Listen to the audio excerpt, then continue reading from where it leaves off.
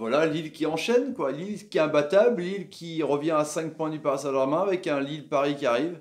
Pas mal. Salut à tous, footeuses et footeux de la famille, c'est Thomas. Fin du match entre le LOSC et le SMC dans ce multiplex qu'on a suivi en live. Merci encore à vous. Près de 300 personnes, franchement, vous êtes des génies. 1 but à 0, un but de Leao à la 56e minute. Le jeune portugais qui est sorti blessé avec une petite gêne. En tout cas, Lille, comme je disais dans l'introduction, qui a 25 points, qui est deuxième, qui en est à 6 victoires consécutives à domicile, c'est un truc de ouf quoi. Ils sont inarrêtables. Là, c'est une victoire un peu dans la douleur, même si Caen n'a pas fait grand chose, mis à part une très bonne première mi-temps qui a gêné le bloc, on va revenir là-dessus en tout cas.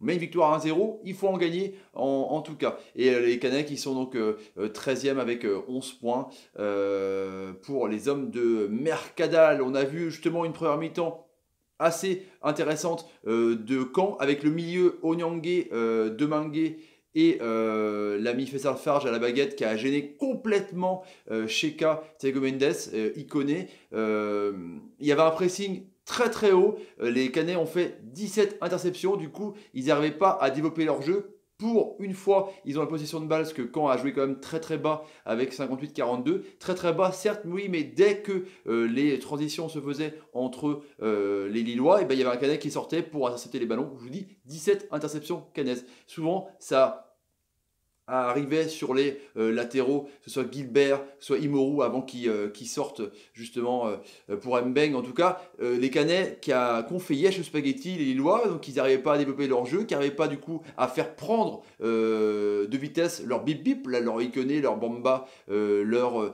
Pépé. Du coup, bah, c'était par un peu des exploits individuels. Donc on a vu aussi une belle frappe croisée de Bamba, bien captée par Samba, qui a été plutôt bon, j'ai trouvé. Après on a vu justement un beau coup franc capté tranquillement dans les gants de Thiago Mendes. Thiago Mendes a été bon dans l'entrejeu, mais qui s'est obstiné à tirer tous les corners. En même temps, c'est le préposé au corner. Il y a eu une dizaine, mais il les loupait complètement à chaque fois. Je trouvais qu'il les a pas bien tirés. Après, il y a eu un bon tir de Leao qui était très bon, hein, le jeune portugais, le grand gaillard, qui était entre quatre joueurs, entre Djikou et Baez. Il s'est retourné, il a pu pivoter comme un attaquant vraiment à l'ancienne. Et en tout cas, ça a été capté directement par Samba. Donc, à la première mi-temps, les Lillois n'étaient pas trop dedans. Galtier gueulait, il se disait comment on va faire pour essayer de contourner ce bloc canet qui était intéressant. Il n'y a pas eu beaucoup d'actions. Hein. Ninga a essayé de manger la craie sur ce côté pour essayer de déborder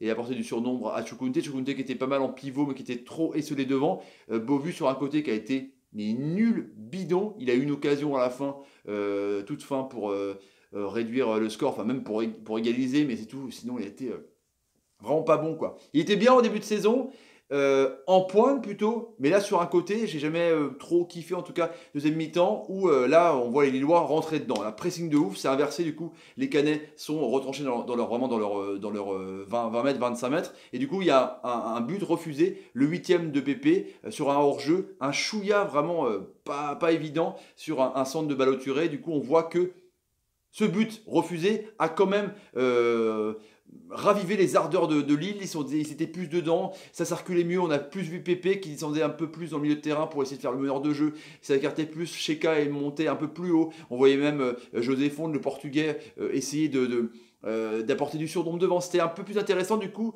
Farge n'avait moins de marge de manœuvre pour essayer d'aiguiller les contres, essayer d'aiguiller un peu ce rôle, parce que bon, les stats sont pas non plus oufissimes, hein. Il y a 442 passes pour les Lillois, qui est pas non plus énorme avec la position qu'ils ont, et 320 passes pour les Canets, mais mine de rien, quand les Canets avaient le ballon, ça ressortait par Samba, du coup ça a obligé le bloc Lillois à remonter et pouvoir peut-être faire des contres, donc c'était intéressant. En tout cas on a vu que Lille accélère, Lille est mieux, Lille pousse, et du coup bah, on voit justement bah, voilà, comme une guêpe, hein, comme Mohamed Ali, à force de tourner autour, tu vois, hein, sur le côté de Selic, justement les latéraux, ils ont beaucoup fait plus de centre, et ben Pépé, par pleine balle, contre-attaque rapide, pour Leao qui est à la lutte avec le défenseur canet qui arrive en se couchant à la croisée, un petit tir un peu et du coup 1-0. Après il se pète donc il sortira et le jeune Fonte, le petit frère de José Fonte, le portugais, rentrera en pointe qui est pas mal aussi. En tout cas, toujours pas Loïc Rémy. En tout cas,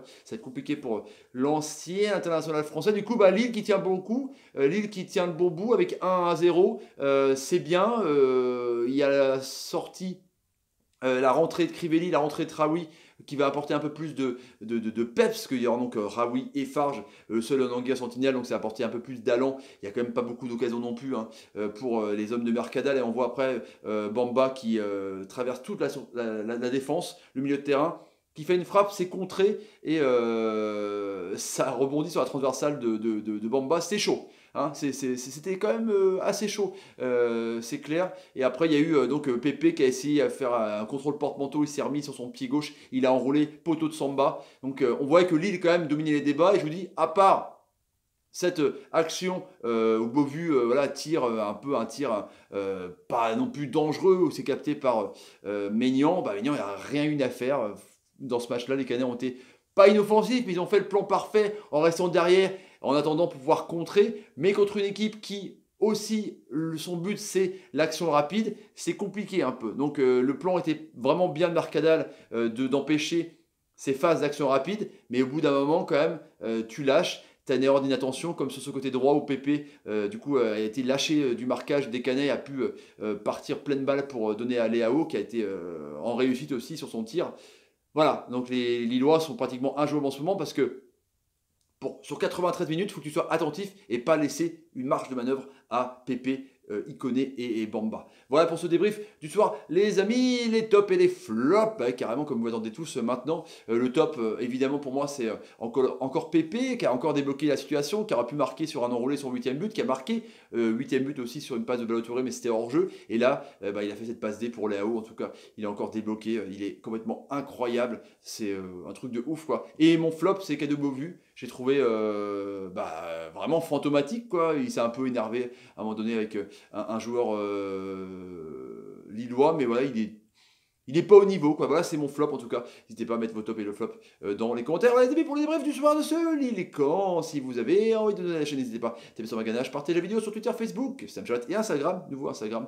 N'hésitez pas, je fais des petits concours souvent sur l'Insta. Mettez des commentaires, donc, comme je vous ai dit, sur des prestations lilloises et canaises. Mettez des pouces quand la mini Nico Pépé fait une bonne passe. Merci Nico Pépé. Et fait sa farce, je vous fais une bonne passe. Merci Faisal. T'es un génie. Je vous laisse les amis. À demain. Et du boulot demain. Salut, salut, salut, salut, salut. Et salut.